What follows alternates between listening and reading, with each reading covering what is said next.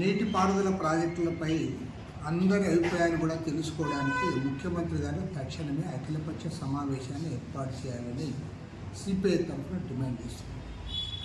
ఎందుకంటే ముఖ్యమంత్రి గారు రాష్ట్రం విడిపోయిన తర్వాత మొదటి దశలో ఆ రోజు పోలవరం ప్రాజెక్టుకి అధిక ప్రాధాన్యత ఇచ్చాడు. ప్రజలందరూ కూడా హర్షించారు.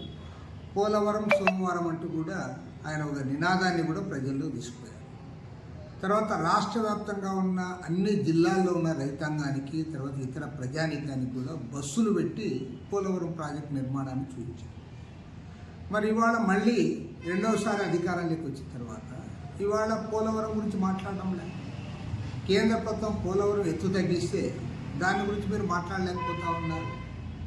ఇవాళ పూర్తి స్థాయి ప్రయోజనాలు నెరవేరని పరిస్థితి దానికి వచ్చింది. అదేవిధంగా పెండింగ్ ఇరిగేషన్ ప్రాజెక్టులు ఏవైతే ఉన్నాయో హంద్రీ నీవా, గాలేరు నగరి, వెలుగొండ ప్రాజెక్టు వాటి గురించి మాత్రం మాట్లాడరు. ఉత్తరాంధ్ర ప్రాజెక్టుల గురించి మీరు మాట్లాడరు. కర్నూలు జిల్లాలో అత్యంత కరువు పీడిత ప్రాంతము, వలసలు జరుగుతున్న ప్రాంతము, ఆ ప్రాంత ప్రాజెక్టుల గురించి ఏమాత్రం కూడా ఎక్కడ ప్రస్తావన లేదు. ఇవాళ కొత్తగా పోలవరం బనకచెర్ల అని చెప్పి దాని చుట్టూ తిప్పారు. దాంతోనే రాయలసీమ అంతా సస్యశ్యామలం అవుతుంది అన్నారు. మళ్ళీ ఇప్పుడు పోలవరం బనకచెర్ల కాదు, పోలవరం సోమశిల వరకు ఉంటుంది. తర్వాత ఇంకొక దాని అలైన్మెంట్ మారుస్తామని చెప్పి మీరు చెప్తా ఉన్నారు. అసలు మీరు ఎప్పుడు ఏం మాట్లాడుతూ ఉన్నారు? ప్రజల్ని కన్ఫ్యూజ్ చేస్తున్నారు.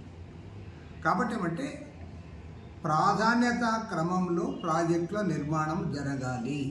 అవి కేంద్ర నిధులైనా రాష్ట్ర నిధులైనా సరే నిధులకు పరిమితి అంటూ ఉంటుంది. కాబట్టి అసలు ప్రాధాన్యత క్రమంలో ప్రాజెక్టులు ఏం తీసుకుంటున్నామని చెప్పకుండా మీరు 3 నెలలకు ఒకసారి 6 నెలలకు ఒకసారి మీ నినాదాన్ని మారుస్తూ ఉన్నారు. మీ ప్రయారిటీస్ మారిపోతూ ఉన్నాయి. ప్రజల్ని కన్ఫ్యూజ్ చేస్తూ ఉన్నారు. అసలు ప్రభుత్వం కన్ఫ్యూజ్ అయ్యి ప్రజల్ని కన్ఫ్యూజ్ చేస్తూ ఉన్నారా, లేకపోతే ప్రజల గురించి మీరు ఆలోచిస్తూ ఉన్నారా? కాబట్టి వీటన్నిటిపైన కూడా చర్చ జరగాలి. అందుకు గాను ముఖ్యమంత్రి గారు ఇరిగేషన్ ప్రాజెక్టుల నిర్మాణం పైన, గోదావరి కృష్ణా నదుల అనుసంధానం పైన, వీటన్నిటిపైన కూడా చర్చ జరగాలని కోరుతా ఉన్నాం. నిజంగా ముఖ్యమంత్రి గారు చెప్పినట్లుగా వేల టీఎంసీల నీరు అటు గోదావరిలో ఇటు కృష్ణాలో సముద్రంలోకి వృతాగా కలిసిపోతూ ఉన్నాయి. ఆ నీటిని ఉపయోగించుకోవాలనేది ప్రజలందరూ కూడా కోరుకుంటా ఉన్నారు. అందుకు అనుగుణంగా ప్రాజెక్టుల నిర్మాణం జరగాలని చెప్పి వెనుకబడిన ప్రాంతాలకు ప్రత్యేకించి ప్రకాశం జిల్లా, రాయలసీమ, ఉత్తరాంధ్ర ప్రాజెక్టులకు ప్రాధాన్యత ఇవ్వాలని చెప్పి సిపిఐ తరఫున డిమాండ్ చేస్తుంది.